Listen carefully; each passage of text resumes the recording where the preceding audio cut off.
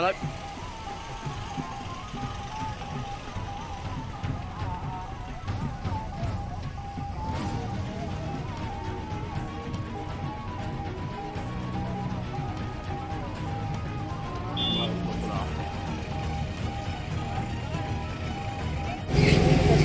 हमारे क्षेत्र में आने के बाद बहुत सारी नई चीजें होंगी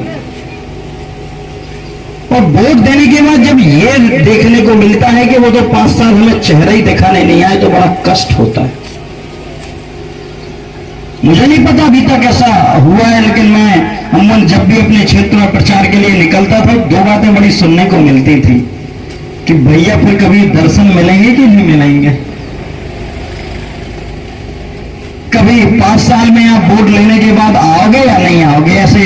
लोग इसलिए कहा करते थे क्योंकि उन्होंने मैं ये बताया है कि भैया आप तो निरंतर 5 से 6 साल से आ रहे हैं क्योंकि अभी वोट डलने हैं, लेकिन इसके पहले जब भी चुनाव हुए हैं वोट डलने के बाद मैंने उस प्रत्याशी को नहीं देखा कि जिसको मैंने वोट दिया था। मुझे पता ही नहीं कि वो मुझे पहचानता भी है कि नहीं पहचानता। लेकिन मैंने ये बात खत्म करने का प्रयास किया है, मैंने अपने क्षेत्र में भी एक बात को खत्म करने का प्रयास किया है और आप लोग कभी उस क्षेत्र में जाएंगे भी, भगवान क्षेत्र में कभी जाएंगे तो आपको देखने को मिलेगा, सुनने को मिलेगा कि जब से मैंने राजनीति की शुरुआत करी है मैंने केवल एक ही ध्येय रखा है, एक तो कभी आप सभी के बीच में नेता बनकर ना जाऊं।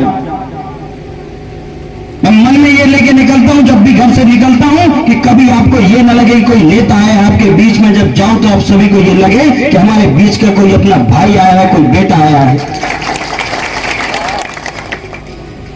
और मैं ये सोचता हूं, मैं ये अपेक्षाएं रखता हूं कि निश्चित रूप से अगर कुछ अच्छा चाहते हैं,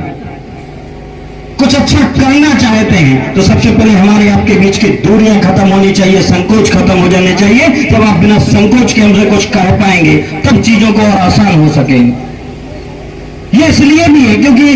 मुझे लगता है कि बहुत सारी भ्रामक स्थितियां हैं अभी राजनीति को लेकर, तो लोगों के अंदर बहुत सारी स्थितियां हैं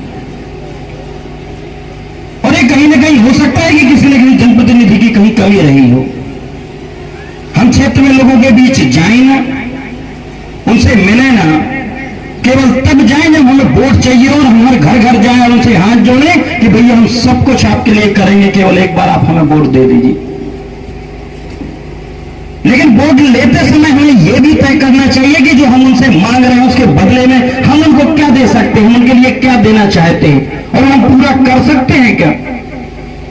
और अगर नहीं कर सकते तो मुझे लगता है कि हमें कोई हक नहीं कि हम आपके द्वारे जाएं और आपसे वोट मांगे। और ये मुझे तो नहीं लगता कि पहले क्या हुआ है, लेकिन आप सबके आशीर्वाद से जब मैं यहां तक पहुंचा हूं, मैंने उसी दिन कसम खाई थी कि घर पर